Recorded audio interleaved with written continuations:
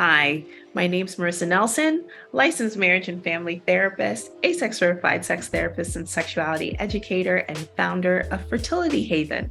Welcome. I filmed this video in partnership with Fertility Out Loud.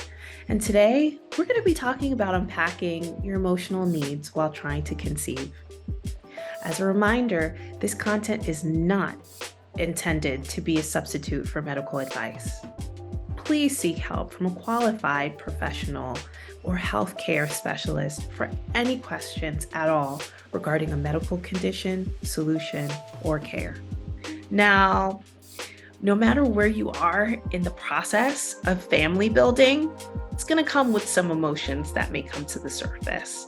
And that's okay. Today, it's about giving you a toolkit of resources and things to think about as you are navigating this journey.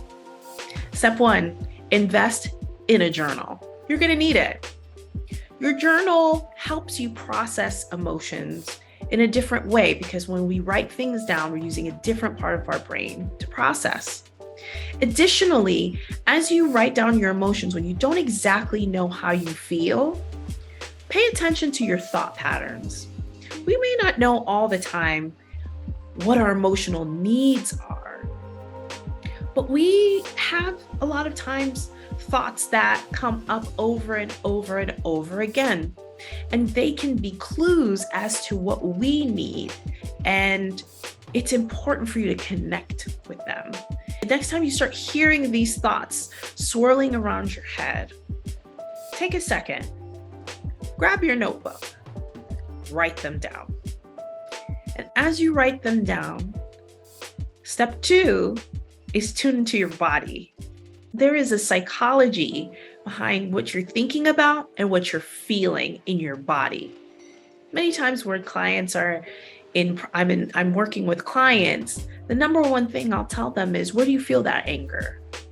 Where do you feel the frustration in your body? Tune into the sensation that you're feeling in your body as well, and see, if I breathe into it, what is it? Is it a story? Is it a voice? Is it a memory? Is it an image? And think about that. And as you're sitting with it, then many times that's when the emotion is unlocked. If you're having a hard time accessing how you feel, you can also write that down too. Your journal is an important tool and resource for you as you're going through this. The second thing involves a partner or a trusted confidant. Appreciations.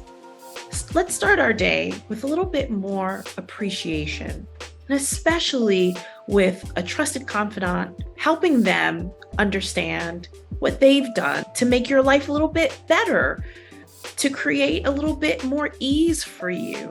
We want to just bring in as much light and positivity to your process. Earmarking time for your own joy and for appreciations and for your gratitude is going to be so important in your mood, in your mindset, as you are getting through this process. So share at least 3 appreciations that you have for your partner or confidant and have them do the same for you. The 4th thing is write down a list of your 5 wants right now and your 5 essential needs. Who are you? And at the core of you, what do you need? Is it a sense of, I really want to feel seen, and that's an important need to me. I really want to feel heard. I really want to feel understood. In order for you to start having these conversations, I do think that it's a wonderful place to start by identifying 5 core basic needs for you, and have your partner or confidant do the same, and then compare notes. Approach all conversations with honesty, openness, curiosity, and even in communication, being a safe haven for one another, because that's what it's about. It's about everything that we share being a safe haven. Something that you can be aware of. Be aware of how you're asking for what you need. Many times when we are attempting to share what we need, it could come out in criticism. It could come out in defensiveness. We're human. Sometimes that's also how we've learned to get our needs met as we've been growing up. How do we even ask for what we need? We need to ask by making requests. One of the ways that we can do that is by saying, it would really mean a lot to me if. What I really need from you now is. What would help me get through this better is. How do we soften how we ask for our needs? And how might we be able to open ourselves up in vulnerability to be able to ask our partners and help them be able to respond to us even when we feel vulnerable? The one thing about asking for what you need and unpacking your emotional needs is that it's hard.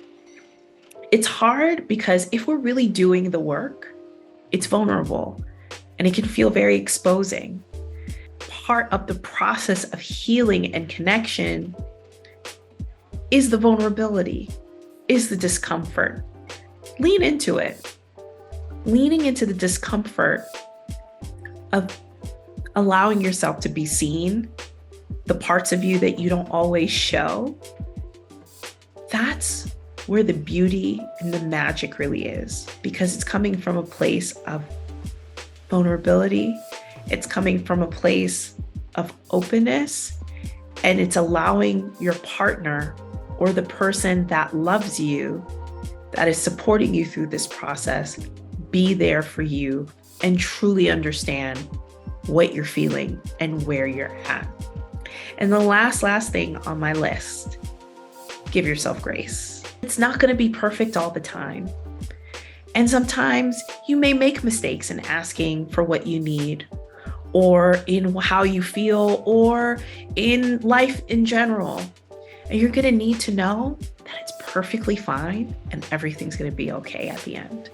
So please give yourself that grace.